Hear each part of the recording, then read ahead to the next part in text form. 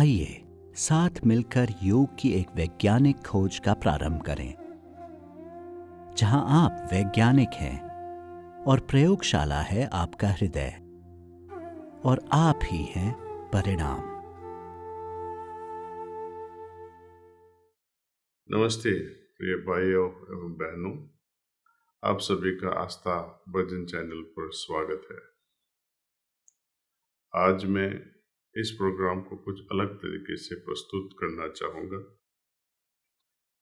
लोगों के बहुत से प्रश्न हैं और उनमें जो बेसिक क्वेश्चन निकल कर आया है उसको थोड़ा गहराई में जाकर समझाने की आवश्यकता होगी, जो इस प्रोग्राम को आगे बढ़ाने से पहले करना आवश्यक समझा मैंने।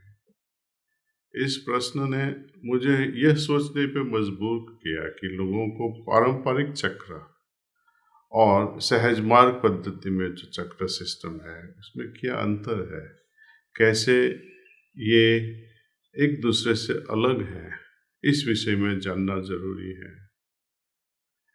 राजस्थान के गंगानगर सेंटर से श्रीमती मधु खाटकर ने एक बहुत अच्छा प्रश्न पूछा है। वो पूछते हैं, आपने सहज मार्ग की जो आध्यात्मिक चक्रों की व्यवस्था समझाई, उसमें और परंपरागत चक्र व्यवस्था में क्या अंतर है? अब तक की चर्चा में हमने चक्र व्यवस्था में हृदय से शुरू होने वाली चक्रों की बात की, लेकिन इसका यह मतलब नहीं कि इससे नीचे के चक्र मौजूद नहीं है। वे अपनी जगह पर बिल्कुल है ही है। योग परंपरा में 7 चक्रों की व्यवस्था है जो बिल्कुल ठीक है, और जैसा कि हम सब उनके बारे में जानते हैं, यह मूलाधार चक्र से शुरू होता है, फिर स्वादिष्ठान चक्र, नाभि, हृदय चक्र, उसके बाद कंठ चक्र, देन त्रिकुटी या आज्ञा चक्र। ये 6 हुए चक्र, और इसके बाद का 7वां चक्र सहस्त्र दल कमल होता है। निचले 3 चक्र सभी प्राणियों में अर्थात जानवरों में भी होते हैं, जैसे हाथियों में, गधों में, कुत्तों में आदि, और हम सब में भी। इन सब में अलग स्तर की चेतना की अभिव्यक्ति करते हैं, जैसे कुत्ते द्वारा अपने मालिक पर अपना स्नेह बरसाना, जो कुछ हद तक हृदय चक्र के जागृत होने के कारण होता है। घोड़े भी हमारे प्रेम पर प्रतिक्रिया करते हैं। वे हमारे और उनके प्रति व्यक्त किए गए स्नेह का उत्तर देते हैं, लेकिन उनमें पूरी तरह विकसित चक्र व्यवस्था नहीं होती, खासकर हृदय से संबंधित चक्र। हम सब में, जैसा कि मैंने कहा, प्रथम 3 चक्र पशु जगत में समान ही होते हैं, लेकिन जो हमें मनुष्य बनाता है वह हृदय चक्र ही है। अब आगे चलते हैं। जैसा हमने पिछली बार बताया कि हृदय चक्र सिर्फ अकेला एक तारा या स्टार नहीं है, लेकिन यह बहुत से तारों के एक समूह है, जिनको हम कॉन्स्टलेशन भी कहते हैं इंग्लिश में, जो छाती के क्षेत्र में आप कह सकते हैं, या पिंड प्रदेश कह सकते हैं, और कह सकते हैं कि हृदय का तारामंडल है। यह तारामंडल मुख्य रूप से पंचभूतों से बना है। नीचे के 3 चक्रों में भी पंचभूतों की उपस्थिति अलग अलग मात्रा में होती है।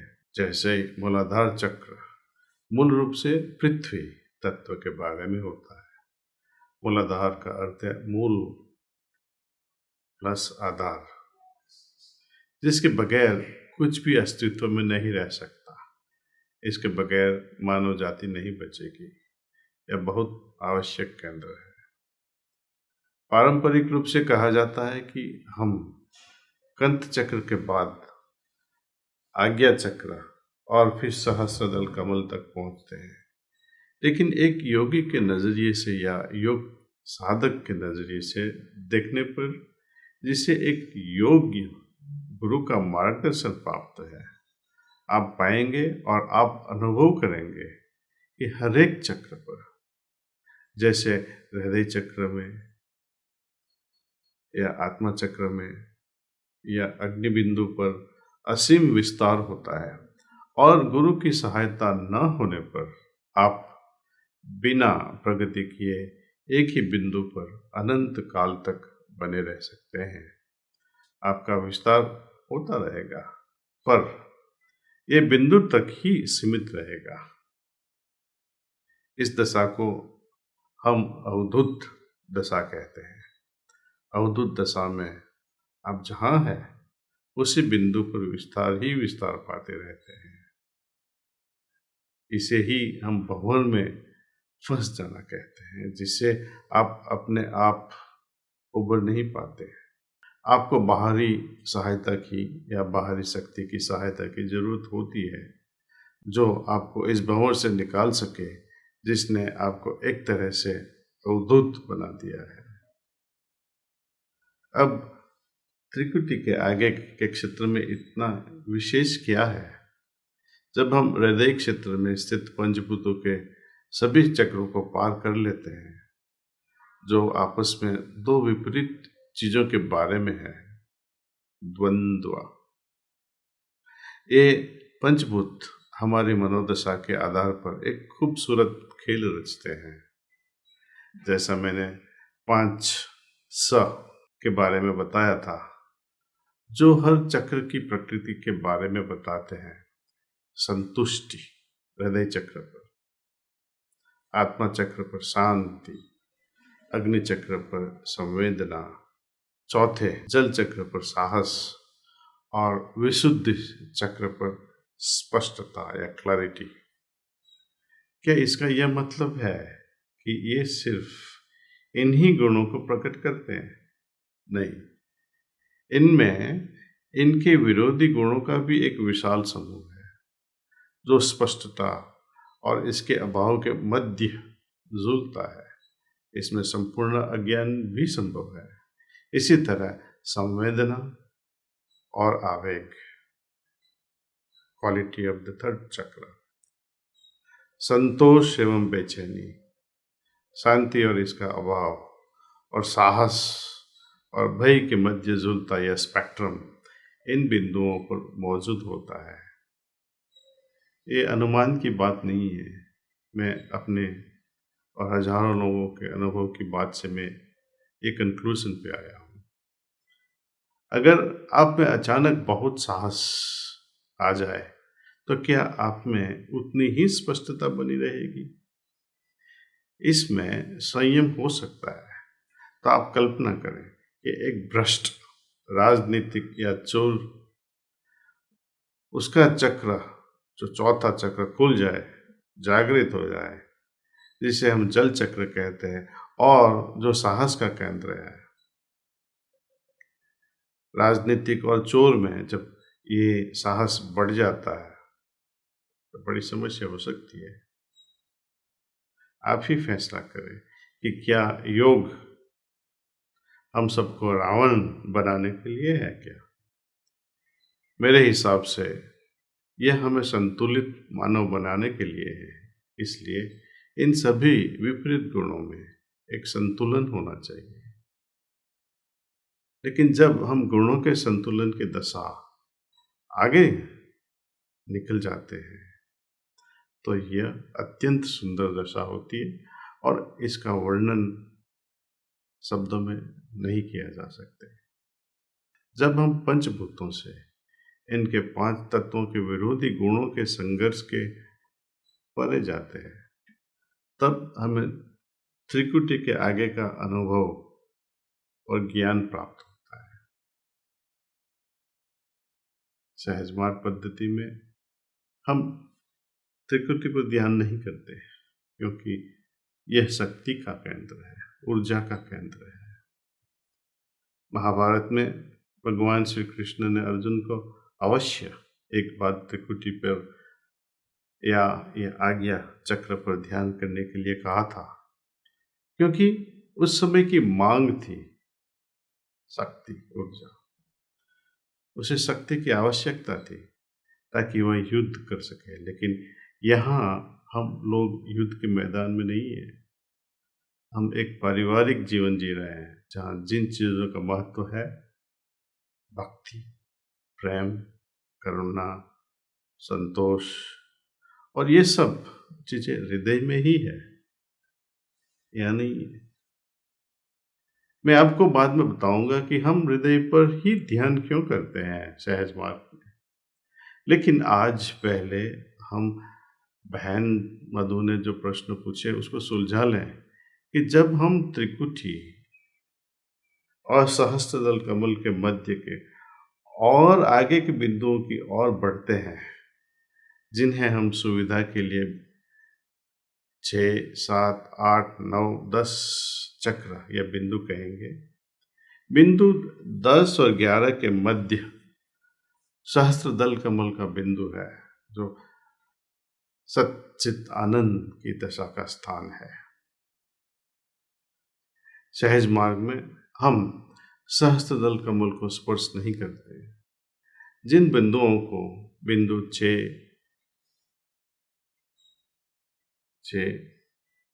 7, 8, 9, 10 का नाम दिया है, वे बहुत महत्वपूर्ण बिंदु है और हर बिंदु की एक अनोखी दशा है, जो उस बिंदु की विशिष्टता आध्यात्मिक दशा होती है।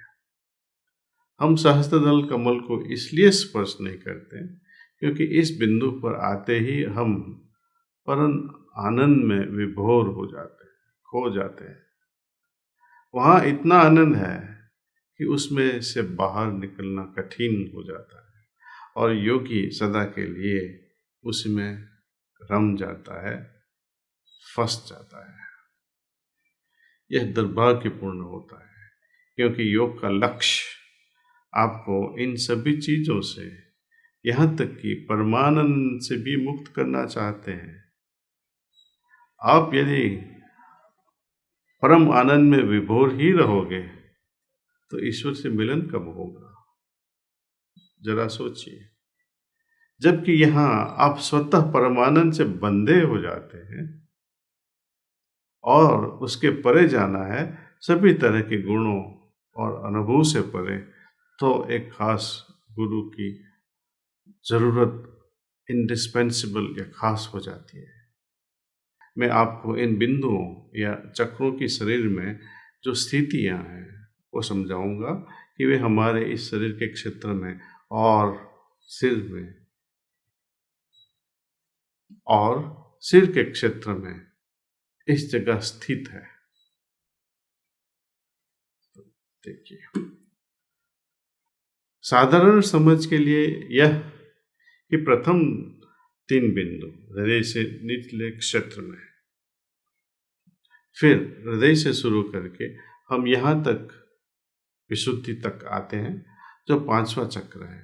यह मानवता का प्रमुख क्षेत्र है, ये हार्ट रीजन या हृदय क्षेत्र। इसके आगे ब्रह्मांड मंडल है और उसके आगे परब्रह्मांड मंडल है।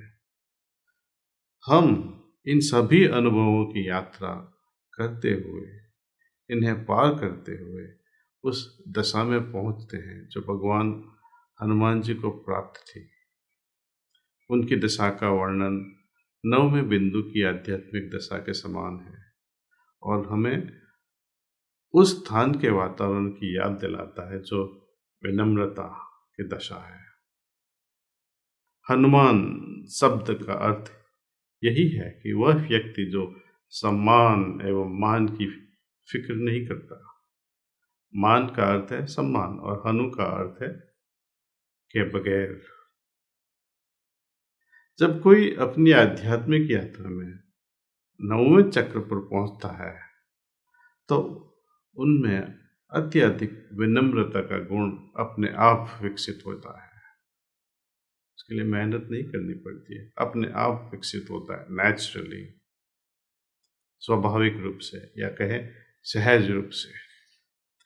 ईश्वर के प्रति आध्यात्मिक समर्पण के कारण पैदा होने वाली हालत प्रपन्न दशा का प्रारंभ होता है। यहाँ समर्पण की दशा या शरणागति का भाव हमारे दिल में पैदा हो जाता है, और इसके बाद क्या होता है वो तो सब अनुभव की बात है। हम ईश्वरीय क्षेत्र में प्रवेश करते हैं। आप सहज रूप से ईश्वरीय गुणों का आत्मसात करने लगते हैं और अनुभव करते हैं कि मुझ में मानवीयता है और इसके साथ ही ईश्वरीयता भी है। इस दशा में प्रपन्न या शरणागति का जो अनुभव होता है और प्रभुत्व की दशा का अनुभव होता है वो मिक्स हो जाता है, मिश्रण होता है। इन दोनों दशाओं का यहाँ मानो युद्ध सा छिड़ा होता है, और जब हम अगले 11वें बिंदु पर आते हैं जो सहस्त्रदल कमल के बाद है, हम अपने अंदर प्रमुख रूप से प्रभुत्व की दशा अनुभव करने लगते हैं। उसका मतलब क्या है? वही समझते हैं कि जो भी ईश्वर का है वो भी मेरा है, यदि ईश्वर का ये दुनिया है वो भी मेरी है। जिसमें आप उन सभी गुणों को जिन्हें भक्त के गुण कहते हैं, जैसे प्रेम, शरणागति, करुणा आदि, उस सब के परे निकल जाते हैं। आप आनंद के भी परे चले जाते हैं। जब हम अनुभव करते हैं कि जो भी ईश्वर का है वो भी मेरा है, ये कोई घमंड की बात नहीं है। खैर, सांसारिक उपलब्धियों से अपने आप को अलग करना सरल है, चाहे बहुत अच्छी हो या इतनी अच्छी न हो, या फिर भी आसान है कि उसको छोड़ सकते हैं। लेकिन परम आनंद जो अंतिम बंधन है और जिसका आनंद हमें सहस्त्रदल कमल के बिंदु पर होता है, उससे मुक्ति पाना बिल्कुल भी आसान नहीं है। यह अंतिम बाधा है।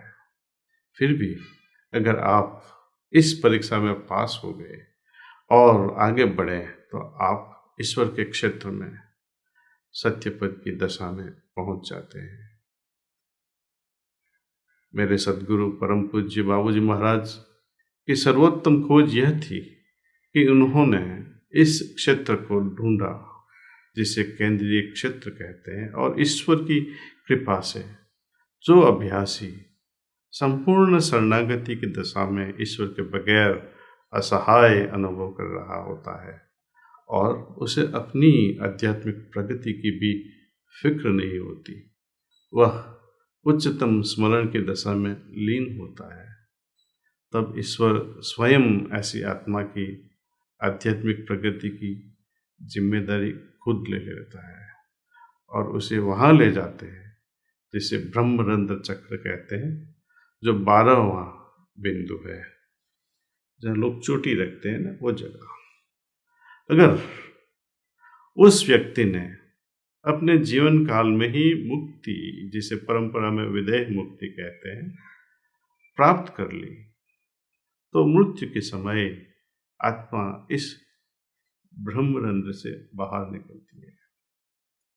जन्म के समय भी, गर्भ धारण के बाद, जब शिशु में यह 12वां चक्र या ब्रह्मरंध्र बन जाता है, तब ही आत्मा उसके शरीर में प्रवेश करती है और उसके हृदय में स्थित हो जाती है।